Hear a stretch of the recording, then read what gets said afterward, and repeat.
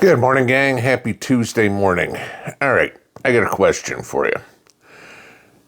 What's your backup plan to the devices in your house, to the appliances in your house?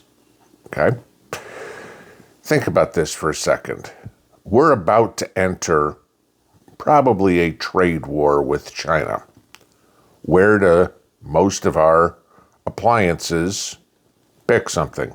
Your fans, your air conditioner, your freezer, your refrigerator, your microwave, your stove, your coffee maker, yada, yada, yada. Where do they come from? China, okay? It's hard enough right now to get an appliance. Think I'm kidding. Go to Home Depot and say, hey, I'm looking for this specific refrigerator. Don't have them in stock. Don't know when we're going to get them. Can I buy the floor model? No, we don't sell that one. Okay, what do you have? Well, we have that one, but I don't want that one. That's all we got. Okay. Your refrigerator goes out. Your freezer goes out. Find a repairman. Good freaking luck. Okay. First off, somebody to come out and fix it. And second of all, if you do find somebody and he needs parts, guess where the parts come from? China. Okay. We got problems here. And this is the big thing people have been screaming about for years is, why don't we make anything here anymore? That's the problem. Oh, but you're going to make, you bought Bosch appliances or whatever, German something or whatever. Yeah, because Germany's just going so well right now. Okay. Mohammed is not doing too good at making dishwasher parts. This is what we need to look at. And I know there's a lot of people that do canning. I know there's a lot of people that dehydrate or freeze dry, anything of the sort. But I will bet all of us have food in the freezer, okay, that we rotate through, that you go to the store, you buy your groceries, you put it in the freezer. Gee, honey, I got 5 pounds of ground beef. Where are you going to put it? In the freezer. My suggestion, start figuring out alternative ways to store some of your food. Not all of it, okay? Sure, you still want to eat fresh, okay? Your frozen food, your refrigerated food. But that might not always be possible. No, sure. Right now, the world is in one piece. And though it's cracking up pretty nicely. But even then, if your appliances crap out right now, it's hard to get a new one. Even if you do, go to Home Depot, go to Lowe's, go to Appliance Warehouse, whatever, and buy something. Yeah, we'll have it delivered in about a week. Your refrigerator went out now. What do you do for a week? Well, you've probably got those pre-spoken about canned goods or whatever that you can eat, right? Last thing you want to do is start eating a bunch of boxed food, processed crap, all the stuff that RFK is hopefully going to get rid of for us, that we can start eating better.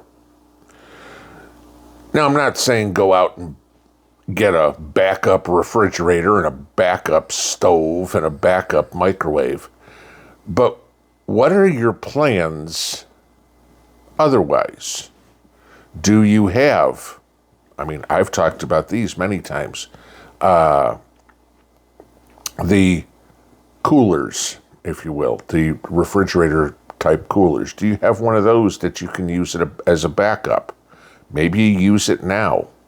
Maybe you don't. Maybe it's like a lot of us do, is we have these things and they're just put in the closet in case I ever need it. Okay, maybe you've got something like that. Might be a good idea to have it. We get into the cooking side of things. I know we've talked about this so many times, how to make a rocket stove, how to make a Dakota fire hole, your barbecue grill. You might be cooking on that. Does it take wood? Does it take, wood pellets? Does it take charcoal? Does it take propane? Does it take a combustible material that you have plenty of? I mean, as many people that will say, well, gee, I'll go out and cook over a campfire. Have you ever done that? Okay. Have you even the setup to do it? You guys have seen mine. I can go out and cook. I've got the grate to go over the campfire and everything like that, so I can cook over it. Wonderful. Okay. How long is it going to take you to get a fire hot enough to cook? And then, do you know how to do it? Do you know how to make bread in a skillet?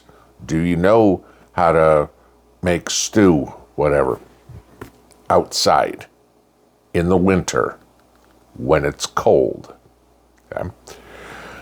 I've shown you guys in the past the solar oven, the way to, or not solar oven, but solar burner, I guess, if you will, how to take an old satellite dish and turn it into a reflector that you can actually use to cook. Have you ever put one of those together? You might. It's something that's easily storable. You can find an old satellite dish, which shouldn't be too difficult, and some reflective tape. Poof, you're done. Okay. And it works great. I've shown you guys that before. But even then, heat this time of year, we've talked about it. What if your furnace goes? Good luck getting it replaced, okay? Might take a while. In an SHTF event, it ain't happening. Have you got your backup heat plan? In the summertime, air conditioner goes out, no AC. Not as many people die from the heat as die from cold, but we all know what those 100-degree temperatures are like. We all get them. They're pretty miserable. They're pretty uncomfortable. Have you come up with your alternate way to stay cool?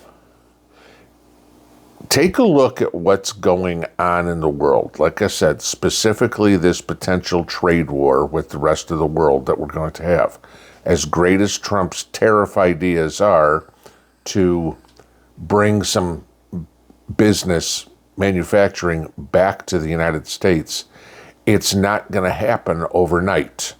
It's not like, okay, you know what? We're going to start making tires in the U.S. again all of a sudden, and somebody's going to snap their fingers and go, poof, you have a tire plant. No, it'll take a year to build the plant to make them, to make anything, to make refrigerator parts or heating elements for an electric stove. I don't know, pick something.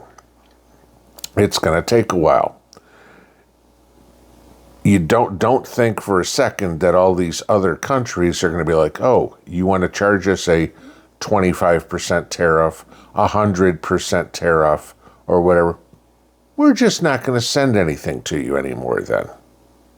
Because one of two things happens.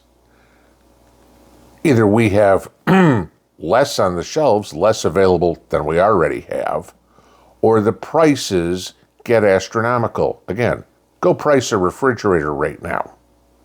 Expensive, all right? Now add 25% to it. Yeah, okay, that $2,000 refrigerator is now $2,500. Oh, that just got so much easier to afford, right? These are things that you have to take a look at. You have to prepare yourself for. Maybe you know what part has a tendency to go bad on your refrigerator or your stove or whatever. Maybe you buy an extra heating element for the stove. I don't know. Or for the oven, actually. Well, either way, if you get an electric stove, for that too. But just so you can have it. Something worth thinking about, because as prepared as you can be, something will go wrong. It always does. Nobody's house runs perfect for their entire life, but you never have to fix anything. After all, we all live in one big machine, okay? If you live in an apartment, what happens when the apartment, SHTF again, and the apartment maintenance guy goes, I don't care anymore. Your refrigerator's out? Sorry, we don't have anybody to fix it. Tough. Okay. What are your backup plans? Because like most people, you've probably got hundreds, if not thousands of dollars in product in your freezers. And that would really suck to lose all of that. Have a backup plan.